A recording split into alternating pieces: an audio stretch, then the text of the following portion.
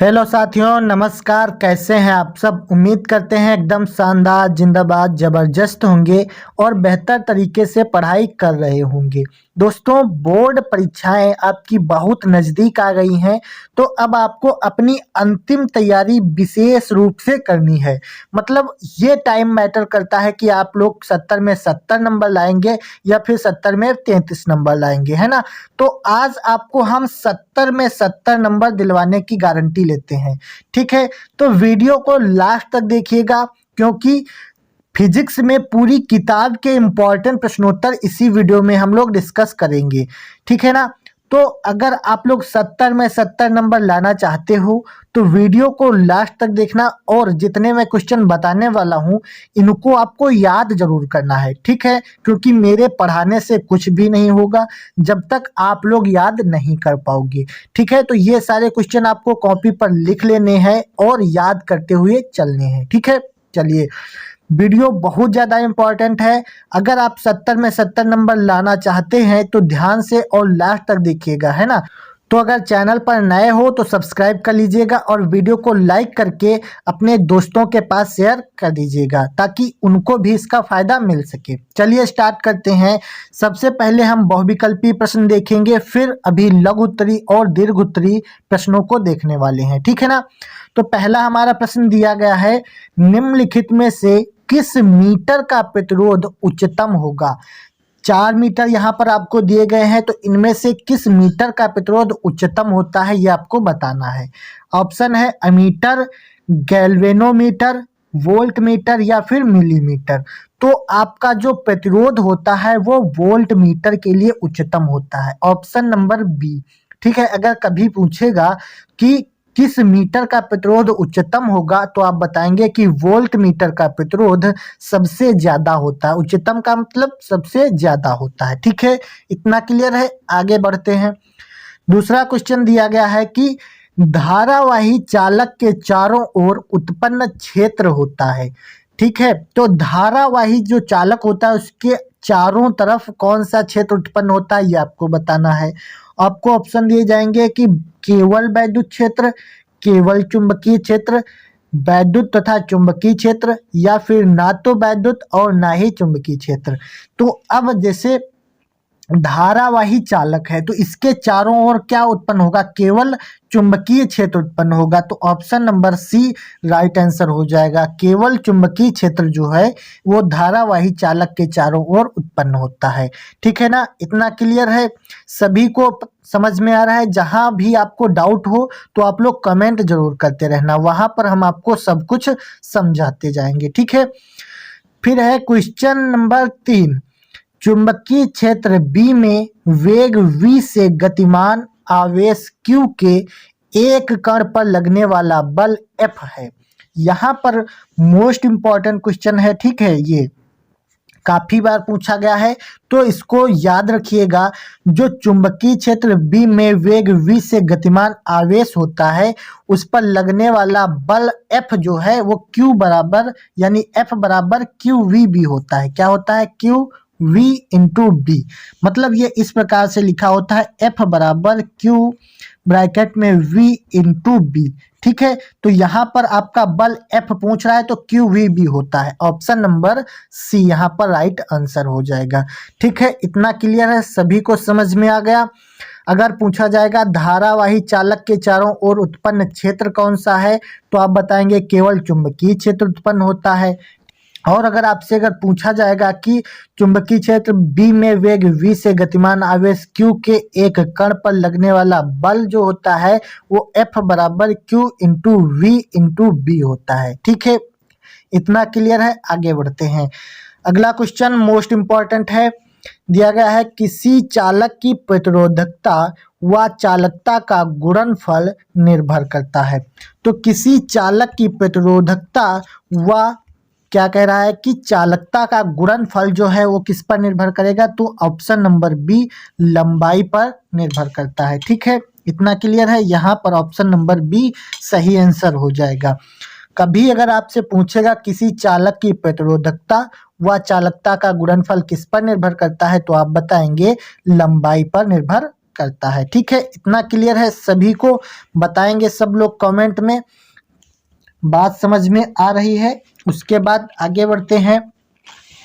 अगला हमारा most important question दिया गया है, ये एक न्यूमेरिकल है। ठीक है, बहुत छोटा सा न्यूमेरिकल है, ये आपका पूछा जाता है, बहुविकल्पी में पूछा जाएगा, अतिलघुत्तरी में पूछा जाएगा, कहीं भी पूछ सकता है। ठीक है, तो दिया गया है कि तार का वैद्युत प्रतिरोध 500 ओम है। किसी तार का वैद्युत प्रतिरोध जो है वो 500 ओम है, इसकी वैद्युत चालकता कितनी होगी ये आपको बताना है। तो यहाँ पर आपको एक सूत्र याद रखना होता है कि जो वैद्युत चालकता होती है इसका क्या सूत्र होता है। तो वैद्युत चालकता यहाँ पर वैद्युत चालकता यहाँ पर G बराबर होती है, G बराबर 1/R। ठीक है, क्या हो जाएगा 1/R, इस सूत्र से हमको निकालना है।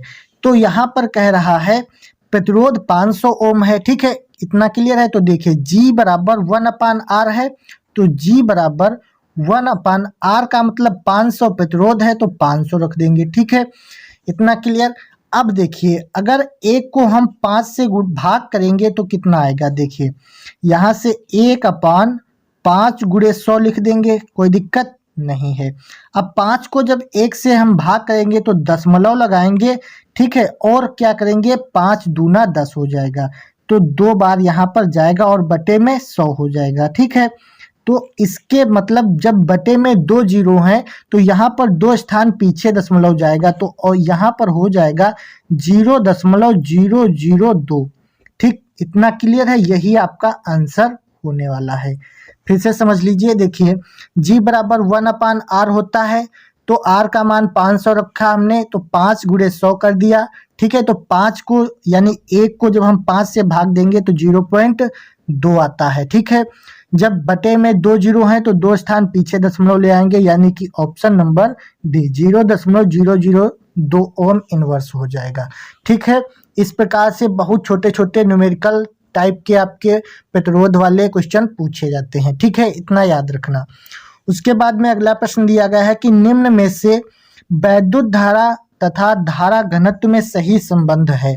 वैद्युत धारा और धारा घनत्व में क्या संबंध होता है, तो ये आपका ऑप्शन नंबर सी होता है, J बराबर I/A। ठीक है, याद रखना है इसको, J बराबर I/A। क्या यहाँ तक क्लियर है? सभी को समझ में आए?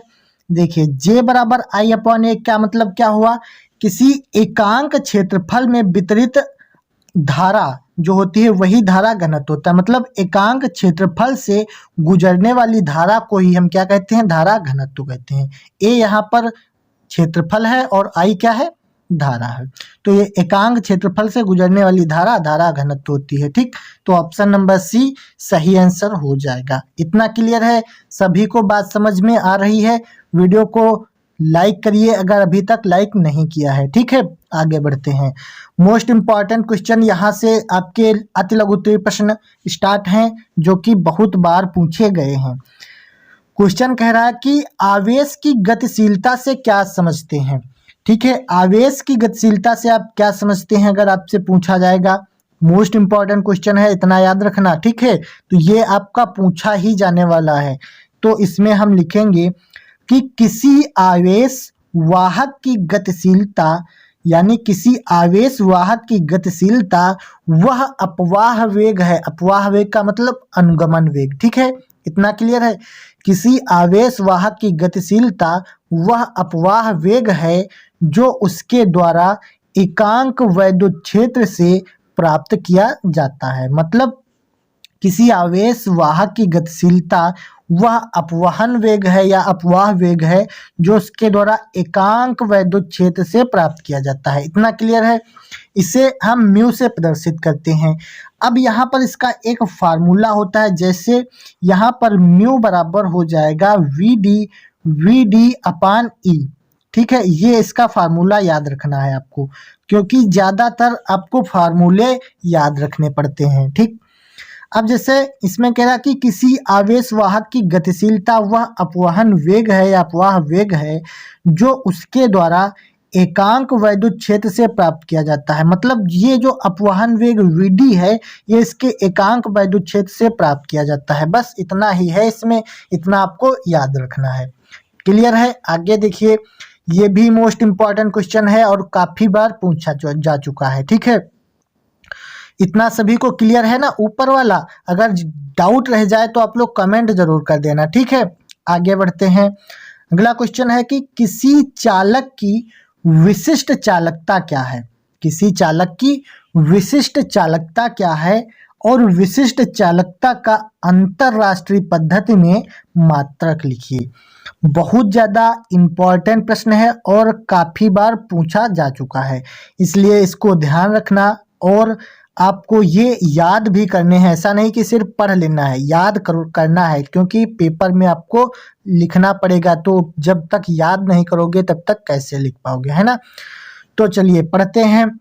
किसी चालक की विशिष्ट चालकता क्या है? तो समझिए, किसी चालक पदार्थ के विशिष्ट प्रतिरोध के व्युत्क्रम को उस पदार्थ की विशिष्ट चालकता कहते हैं। मतलब कह रहा कि किसी चालक की विशिष्ट चालकता क्या है, तो आप बताएंगे किसी चालक पदार्थ के विशिष्ट प्रतिरोध के व्युत्क्रम को उस पदार्थ की विशिष्ट चालकता कहते हैं। ठीक है, इतना क्लियर है? उसके बाद में लिखा है कि इसे सिग्मा से प्रदर्शित करते हैं। ठीक है ना? तो इसको हम प्रदर्शित सिग्मा से करते हैं। तो अब देखिए, कह रहा कि यदि किसी चालक पदार्थ का विशिष्ट प्रतिरोध रो है, यानी कि ये जो निशान है ये रो है और ये सिग्मा है। यदि किसी चालक पदार्थ का विशिष्ट प्रतिरोध रो है तो यहाँ पर क्या किया जाएगा? तो रो मतलब यहाँ पर देखिए सिग्मा बराबर क्या हो जाएगा? सिग्मा बराबर 1/रो हो जाएगा। 1/रो मतलब ये वाला निशान रो है, ये क्या है? विशिष्ट प्रतिरोध है। इतना याद रखना, विशिष्ट प्रतिरोध रो है। तो अब इसकी परिभाषा देखिए, किसी चालक पदार्थ के विशिष्ट प्रतिरोध के व्युत्क्रम को उस पदार्थ की विशिष्ट चालकता कहते हैं।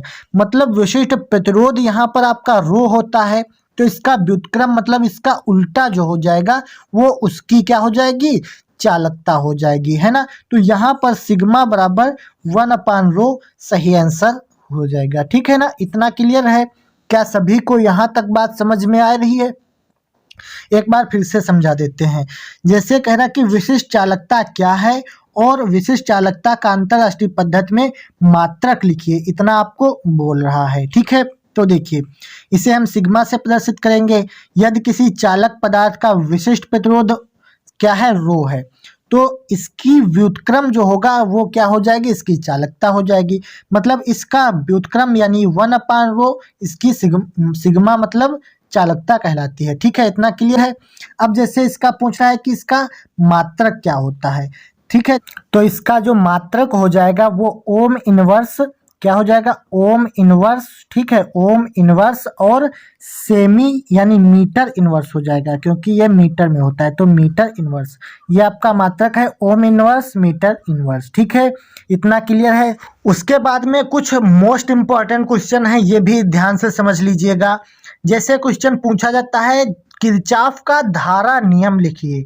अभी तक आपने पढ़ा किरचॉफ के नियम, उसमें 2 नियम होते हैं, एक धारा का नियम, एक बंद पास का नियम।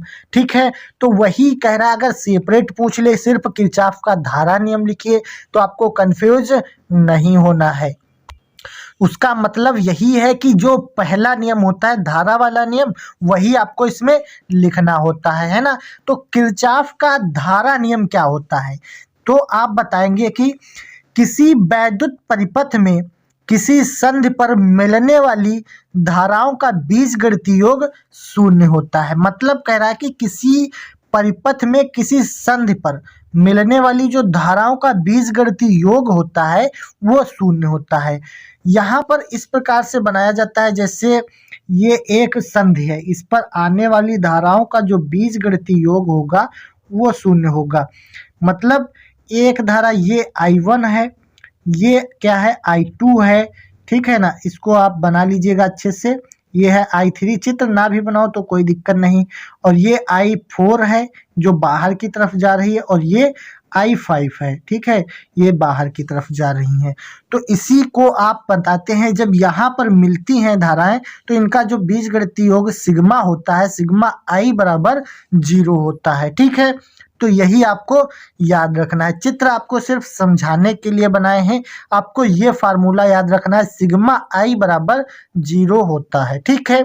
सिग्मा का मतलब इन धाराओं का योग, ठीक है, I मतलब धारा, तो धाराओं का योग 0 होता है या 0 होता है, ठीक है। इतना समझ में आया, कोई दिक्कत कोई परेशानी नहीं होनी चाहिए। आगे बढ़ते हैं। मोस्ट इम्पॉर्टेंट क्वेश्चन काफी बार पूछा जा चुका है कि विभवमापी की सुग्राहिता से क्या तात्पर्य है ना। इसी प्रकार से क्वेश्चन पूछे जाते हैं, लेकिन जो आप लोग पढ़ते हैं वो कभी नहीं पूछे जाते। तो आपको जो हम बता रहे हैं उन पर ध्यान देने की जरूरत ज्यादा है। तो विभवमापी की सुग्राहिता से क्या तात्पर्य है, इसे कैसे बढ़ाया जा सकता है। तो ये क्वेश्चन आपका कम से कम 3 नंबर में पूछा जाएगा। कितने नंबर में? 3 नंबर में। तो एक क्वेश्चन 3 नंबर देने वाला है, इसलिए ध्यान से समझिएगा और इसको याद रखिएगा कि विभवमापी की सुग्राहिता से क्या तात्पर्य है। तो आप बताएंगे कि विभवमापी के प्रयोग में जॉकी को शून्य विक्षेप की स्थिति से थोड़ा सा विस्थापित करने पर धारामापी में बहुत अधिक विक्षेप उत्पन्न हो जाए तो क्या होता है, विभवमापी सुग्राही होता है। मतलब यहाँ पर कहने का तात्पर्य है कि विभवमापी के प्रयोग में जॉकी को शून्य विक्षेप की स्थिति से थोड़ा सा विस्थापित करने पर धारामापी में बहुत अधिक विक्षेप उत्पन्न हो जाए तो विभवमापी सुग्राही होता है। इतना क्लियर है। अब कह रहा है किसी विभवमापी की सुग्राहिता विभव प्रवणता के व्युत्क्रमानुपाती होती है। यही इसमें पूछ रहा है, इसे कैसे बढ़ाया जा सकता है। तो इसको हम लिखेंगे कि किसी विभवमापी की सुग्राहिता विभव प्रवणता के व्युत्क्रमानुपाती होती है। मतलब जब नीचे वाला बढ़ेगा तो ऊपर वाला घटेगा, यही तो व्युत्क्रमानुपाती का मतलब होता है। तो यहाँ पर क्या होता है, के बराबर फार्मूला होता है, के बराबर V/L होता है। क्या होता है? V/L। ये आपको फार्मूला याद रखना है। लेकिन अब जो इसमें कह रहा है कि विभवमापी की सुग्राहिता विभव प्रवणता के व्युत्क्रमानुपाती होती है, तो विभव प्रवणता के व्युत्क्रमानुपाती अगर बनाएंगे तो इस प्रकार से व्युत्क्रमानुपाती का चिन्ह लगाते हैं और 1/L लिखते हैं, ठीक। तो ये हो गया व्युत्क्रमानुपाती, ठीक। तो व्युत्क्रमानुपाती ये वाला जब चिन्ह हटाते हैं तो बराबर लगाते हैं और यहाँ पर कांस्टेंट जो होता है V रख लेते हैं। तो ये वाला सूत्र आपको रखना है याद, और ये भी आप लोग याद रख सकते हैं, है ना। तो दोनों आपको बहुत ही ज़्यादा इंपॉर्टेंट है, दोनों फार्मूले याद रखने हैं। अगर पूछे ये वाला तो ये लिख सकते हैं, चाहे आप ये लिख सकते हैं, ठीक है। कोई दिक्कत कोई परेशानी नहीं होनी चाहिए। उसके बाद में एक मोस्ट इम्पॉर्टेंट दीर्घ उत्तरीय प्रश्न जो आपका 5 नंबर में पूछा जाएगा, वो बहुत ज़्यादा इम्पॉर्टेंट है। देखिए वेरी इम्पॉर्टेंट लगा है, 2016, 17, 19, 20, 22 काफ़ी बार पूछा गया है। तो इसको ध्यान से समझना और इसको नोट जरूर कर लेना, ठीक है। तो क्वेश्चन दिया गया है कि व्यतिकरण से क्या तात्पर्य है और व्यतिकरण के लिए आवश्यक शर्तों का उल्लेख कीजिए, ठीक है। इस प्रकार से आपका क्वेश्चन पूछा जाएगा। तो अब जैसे व्यतिकरण से क्या तात्पर्य है, पहले हम लिखेंगे व्यतिकरण से क्या तात्पर्य है। उसके बाद कह रहा है कि इसकी शर्तों का उल्लेख करना है, तो हमने नीचे शर्तें भी इसकी लिख दिया है, ठीक है। तो इसको चलिए समझते हैं। जैसे व्यतिकरण से क्या तात्पर्य है पहले समझते हैं। लगभग समान आवृत्ति की 2 तरंगें जब किसी माध्यम में एक ही चाल से आगे बढ़ती हैं तो उनके अध्यारोपण से प्राप्त परिणामी तरंग की तीव्रता कुछ स्थानों पर अधिकतम तथा कुछ स्थानों पर न्यूनतम होती है। इस घटना को ही हम क्या कहते हैं, व्यतिकरण कहते हैं, ठीक है। इतना समझ में आया। देखिए कह रहा है कि जब समान आवृत्ति की 2 तरंगें किसी माध्यम में एक ही चाल से आगे बढ़ती हैं तो उनके अध्यारोपण से प्राप्त परिणामी तरंग की तीव्रता कुछ स्थानों पर अधिकतम तथा कुछ स्थानों पर न्यूनतम होती है। इस घटना को हम व्यतिकरण कहते हैं। इतना क्लियर। आगे देखिए कि जिन स्थानों पर तीव्रता अधिकतम होती है उन्हें समपोषी व्यतिकरण कहते हैं तथा जिन स्थानों पर तीव्रता न्यूनतम होती है उन्हें विनाशी व्यतिकरण कहते हैं। ये आपको समझ में आया होगा। नहीं समझ में आया है, एक बार आपको ध्यान से सुनना है। फिर देखिए, इसमें कह रहा है कि जब समान आवृत्ति की दो तरंगे किसी माध्यम में एक ही चाल से आगे बढ़ती हैं तो उनके अध्यारोपण से परिणामी तरंग की तीव्रता कुछ स्थानों पर अधिकतम तथा कुछ स्थानों पर न्यूनतम होती है। इसी घटना को व्यतिकरण कहते हैं। और जिन स्थानों पर तीव्रता अधिकतम उन्हें समपोषी व्यतिकरण और जिन स्थानों पर तीव्रता न्यूनतम उन्हें विनाशी व्यतिकरण कहते हैं। बहुत आसान है, अगर आप लोग इसको एक दो बार तैयार करेंगे तो आसानी से याद हो जाएगा। ठीक है, टेंशन नहीं लेना है, बस आपको याद करने की कोशिश करनी है। बहुत आसान है, हम बता रहे हैं आपको, याद हो जाएगा। ठीक है, अब जैसे कहता है कि इसमें व्यतिकरण की आवश्यक शर्तों का उल्लेख कीजिए। ठीक है, तो व्यतिकरण के लिए आवश्यक शर्तें क्या होती हैं उसको भी समझते हैं। तो देखिए, पहली शर्त इसके लिए होती है कि दोनों प्रकाश स्रोत कला संबद्ध होने चाहिए, अर्थात दोनों तरंगों के बीच कलांतर समय के साथ नियत रहना चाहिए। ठीक है, इतना क्लियर है। दोनों प्रकाश स्रोत कला संबद्ध होने चाहिए, अर्थात दोनों तरंगों के बीच कलांतर समय के साथ नियत रहना चाहिए। ठीक है ना, इतना क्लियर है।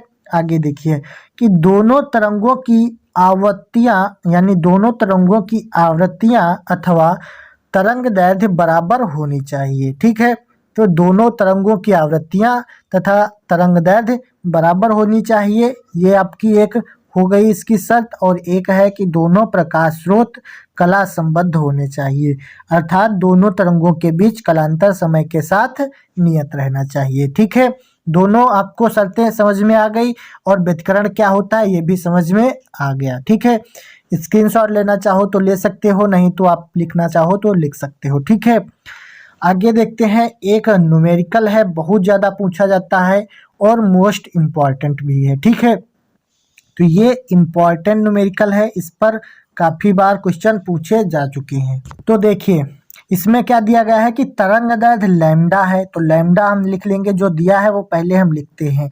तो लैम्डा बराबर 5 × 10⁻⁷ मीटर दिया गया है। ठीक है, इतना हो गया। उसके बाद में कह रहा है कि फोटान की ऊर्जा का मान इलेक्ट्रॉन वोल्ट में ज्ञात कीजिए। मतलब तरंग दैर्घ्य इतनी है कि फोटान की ऊर्जा का मान हमको इलेक्ट्रॉन वोल्ट में ज्ञात करना है। तो अब यहाँ पर प्रकाश की चाल जो c होती है वो सबको पता है, 3 × 10⁸ मीटर प्रति सेकंड होती है। ठीक है, मीटर प्रति सेकंड होती है, सबको पता है, सब लोग जानते हैं। तो यहाँ पर फोटान की ऊर्जा E होती है, क्या होती है, E बराबर क्या हो जाएगा, hc/λ। hc/λ ये सूत्र होता है किसका, फोटान की ऊर्जा का। इतना क्लियर है। तो देखिए, E क्या है, यहाँ पर फोटान की ऊर्जा है जिसे हमें इलेक्ट्रॉन वोल्ट में ज्ञात करना है। तो यहाँ पर हम E बराबर रखते हैं। देखिए, E बराबर H का जो मान होता है वो 6.6, यहाँ पर देखिए 6.6 × 10⁻⁻34, काफ़ी लोगों को पता होगा, ये रखते हैं 6.6 × 10⁻⁻34। ठीक है, फिर कह रहा कि C मतलब प्रकाश की चाल 3 × 10⁸, 3 × 10⁸, ये हो गया प्रकाश। ठीक है, फिर इसके नीचे हमको लैम्डा रखना है। लैम्डा दिया गया है 5 × 10⁻⁷, तो यहाँ पर हम रख लेंगे 5 × 10⁻⁷। ठीक है, इतना क्लियर हो गया। आगे देखिए, जब इसको हम हल करेंगे तो कैसे हल किया जाता है वो तरीका इसका समझ लेते हैं। तो देखिए, जब इस प्रकार से आता है कभी आपका, तो इसको सरल बनाने के लिए यहाँ से पॉइंट हटाइए और नीचे 10 लिख दीजिए। ठीक है, इतना तो सबको पता है। फिर देखिए, E बराबर क्या हो जाएगा, 6 × 6 यानी 66 × 10⁻, यहाँ पर देखिए -34 है और प्लस का 8 है।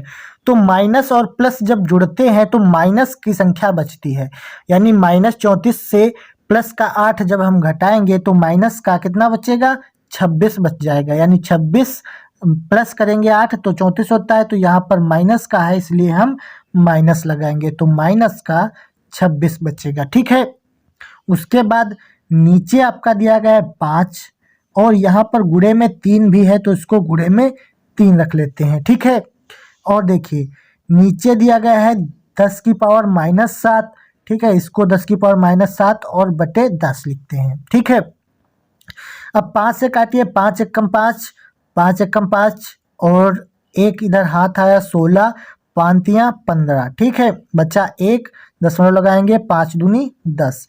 अब देखिए ये जो हो गया 10 की पावर -7 है, इसमें से 10 की पावर 1 है ना ये, तो 1 घटाएंगे 10 की पावर 6 बचेगा, ठीक है। तो देखिए ई बराबर कितना हो जाएगा, 13.2 गुणे ये वाले 3 गुणे 10 की पावर -26 और यहाँ से कितना हो जाएगा 10 की पावर कितना -6, ठीक है, क्योंकि ये प्लस का है, ये माइनस का घट जाएगा, ऊपर जाएगा तो 10 की पावर प्लस का 6 आ जाएगा, ठीक है, क्योंकि बटे में है तो माइनस, ऊपर जाएगा तो प्लस में, ठीक है। इतना क्लियर। आगे देखिए यहाँ तक हो गया। अब इसकी गुणा इससे कर दीजिए तो ई बराबर कितना हो जाएगा, 3 दूनी 6, ठीक है, दशमलव 3 तियां 9 और 3 एकम 3, 3 9 यानी 39.6 गुणे 10 की पावर -26 से एक प्लस का 26 घटाएंगे तो यहाँ पर माइनस का कितना बच जाएगा, 20 बच जाएगा, ठीक है। तो माइनस का 20 बचे, ठीक है। अब इसको देखिए, जब हम इसको इलेक्ट्रॉन वोल्ट में बदलते हैं, मतलब यहाँ पर क्या करेंगे, इसको हम 1.6 इंटू 10 की पावर -19 यानी 19 से जब हम भाग देंगे तो ये इलेक्ट्रॉन वोल्ट में आ जाएगा, ठीक है। तो जब इसको हम भाग देते हैं तो यहाँ से 2.4 और 7 2.47 ईवी निकल कर आ जाता है, ठीक। तो यही हमारा आंसर हो जाता है, ठीक है। इतना सभी को क्लियर है? क्या बात समझ में आ रही है? फिर से समझा देते हैं।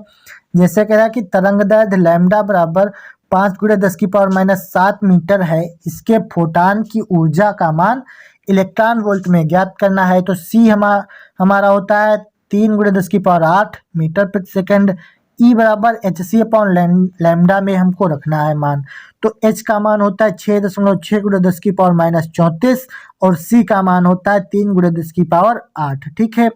इसको हम रख देंगे और नीचे ये लैम्डा का मान, इसको काटेंगे तो इतना आ जाएगा यहाँ तक, ठीक है।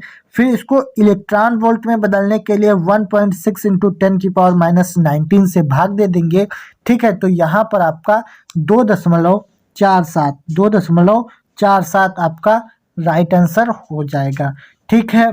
उम्मीद करते हैं यहाँ तक आपको वीडियो पसंद आई होगी। अगर यहाँ तक बने हैं तो चैनल को सब्सक्राइब जरूर कर लीजिएगा और वीडियो को अगर दोस्तों में शेयर नहीं किया है तो ज़रूर शेयर कर दीजिएगा। मिलते हैं इसी प्रकार की एक और मज़ेदार वीडियो में, तब तक के लिए जय हिंद, वंदे मातरम।